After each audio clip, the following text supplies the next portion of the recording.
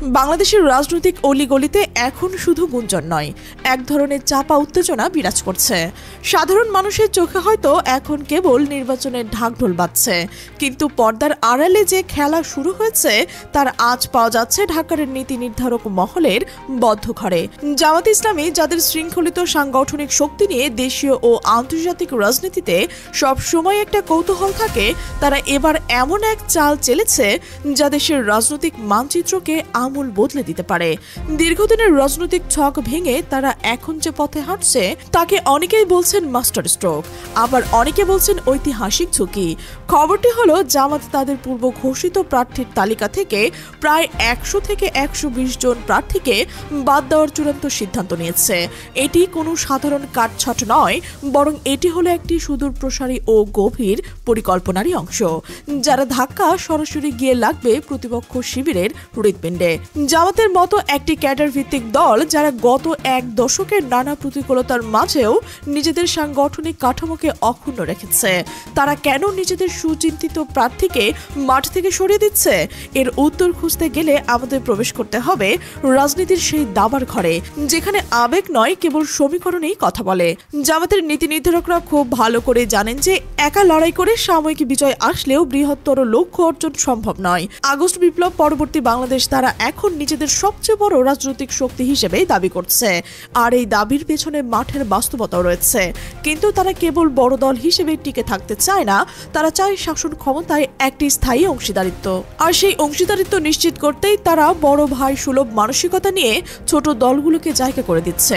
বিশেষ করে চরমোনাই মহাজোটের সাথে তাদের যে গোপন সমঝোতা হয়েছে, সেটিও এখনকার সবচেয়ে বড় খবর। জামাতের ভিতরে খবর নিয়ে জানা গেছে, এই 100 প্রার্থীর তালিকা থেকে সরে আসার পেছনে মূলত 3টি বড় কারণ কাজ করছে। প্রথম কারণটি বাংলাদেশের রাজনীতির ইতিহাসে একটি বৈপ্লবিক পদক্ষেপ হতে পারে। জামাত সিদ্ধান্ত নিয়েছে যে এবার তারা কমপক্ষে 5 জন হিন্দু প্রার্থীকে তাদের প্রতীকে বা জোটের ব্যানারে মনোনয়ন দেবে।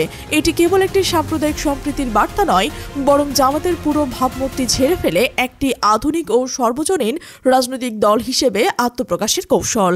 তারা যখন সংখ্যালঘু সম্প্রদায়ের মানুষের হাতে নেতৃত্বের বাটন তুলে দিতে চাইছে, তখন বুঝতে হবে রাজনীতির দীর্ঘদিনের মেরুকরণ নতুন মোড় নিচ্ছে। দ্বিতীয় কারণটি হলো পেশাদারিত্ব। দল কেবল তার একনিষ্ঠ কর্মীদের দিয়েই চলতে পারে না, আধুনিক রাষ্ট্র পরিচালনায় দরকার বিশেষজ্ঞ। তাই তারা তাদের পুরো ধাঁচের কর্মীদের বদলে চিকিৎসক, প্রকৌশলী, বিশ্ববিদ্যালয়ের শিক্ষক এবং সফল ব্যবসায়ীদের প্রার্থীর তালিকায় অন্তর্ভুক্ত করতে চাইছে। এই ইনক্লুসিভ বা অন্তর্ভুক্তিমূলক চিন্তাধারা বাস্তবায়ন করতে গিয়েই মাঠের অনেক কর্মীকে বিদায় নিতে হচ্ছে। তৃতীয় কারণটি আরও বেশি স্পর্শকাতর। বিএনপির ভেতরে যে বড় ধরনের অস্থিরতা চলছে, তার সুযোগ নিতে চায় জামাত। অনেক বিএনপি নেতা, যারা তাদের দলের সিদ্ধান্তে সন্তুষ্ট নন বা স্বতন্ত্রভাবে দাঁড়াতে চাইছেন, তাদের সাথেও জামাত আলোচনা করতে চায়। জামাত চাইছে বিদ্রোহী প্রার্থীদের সাথে একটি নির্বাচন সমঝোতা করতে, যাতে ভোট ভাগ না হয়। এই সমীকরণ মেলাতে গিয়ে দেখা যাচ্ছে নির্দিষ্ট কিছু আসনে জামাতের হেভিওয়েট প্রার্থীদের মনোনয়ন প্রত্যাহার করা হচ্ছে, যারা ইতিমধ্যে মাঠে পোস্টার লাগিয়েছেন, সাধারণ মানুষের দ্বারে দ্বারে গিয়ে ভোট চেয়েছেন। তাদের জন্য একটি নিঃসন্দেহে বড় একটা আঘাত।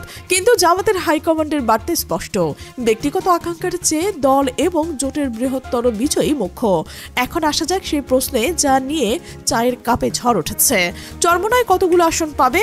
এই প্রশ্নের উত্তরগুলোর মধ্যে লুকিয়ে রয়েছে আগামী দিনের রাজনীতির প্রকৃত স্বাদ। অনেকেই স্বীকার করতে দ্বিধা করলেও বাস্তব চিত্র হলো, এই মুহূর্তে জামাত ইসলামী বাংলাদেশের সবচেয়ে সুসংগঠিত ও শক্তিশালী রাজনৈতিক দল।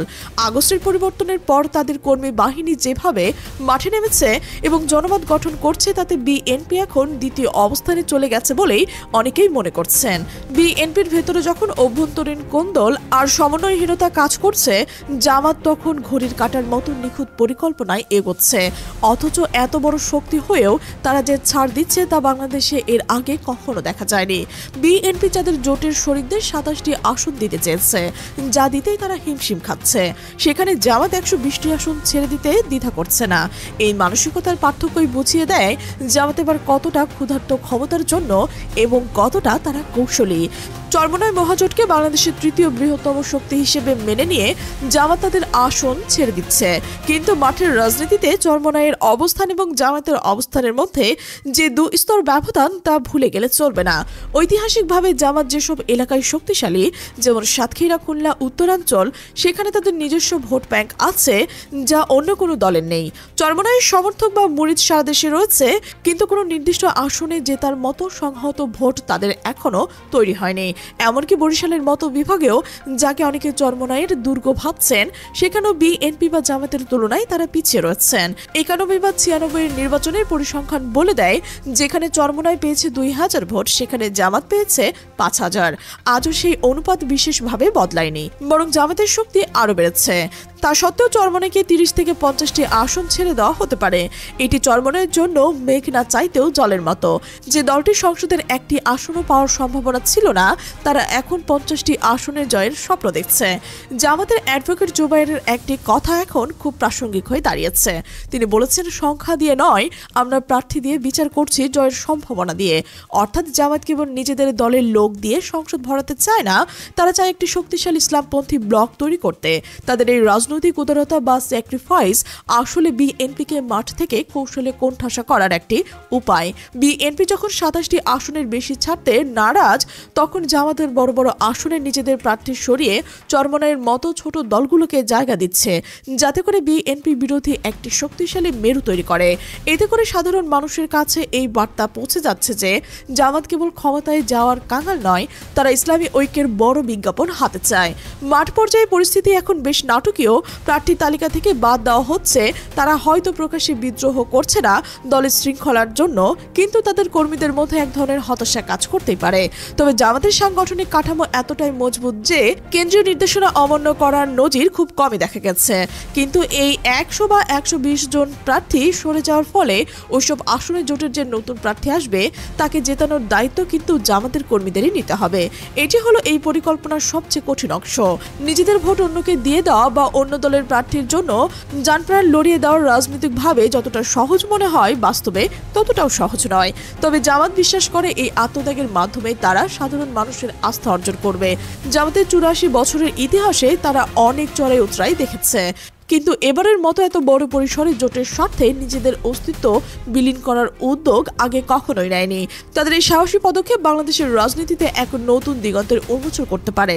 যদি এই জোট সফল হয় এবং চরমোনাইয়ের মতো দলগুলো সংসদের রাজনীতিতে বড় শক্তিতে পরিণত হয়, তবে আগামী দিনের বাংলাদেশ শাসন করবে এক অভিনব জোট সরকার। রাজনীতির বাতাস এখন অনেক উত্তপ্ত, প্রতিদিন নতুন নতুন সমীকরণ তৈরি হচ্ছে। জামাতের এই গোপন পরিকল্পনার খবর জানাজানি হওয়ার পর প্রতিপক্ষ শিবিরে অস্থিরতা তৈরি হয়েছে। তারা এখন ভাবতে বসেছেন, জামাত যদি এত বড় ছাড় দিতে পারে, তবে তাদের রণকৌশল কি হবে। এই নির্বাচন কেবল ভোট সংগ্রহের লড়াই নয়, এটি মনস্তাত্ত্বিক যুদ্ধের একটি অংশ। জামাত প্রমাণ করতে চায় যে তারা পরবর্তী বাস্তবতায় অনেক বেশি উদার, অনেক বেশি আধুনিক এবং যে কোনো মূল্যে আওয়ামী লীগ ও বিএনপির ঘরানার বাইরে একটি বিশাল শক্তি তৈরিতে বদ্ধপরিকর।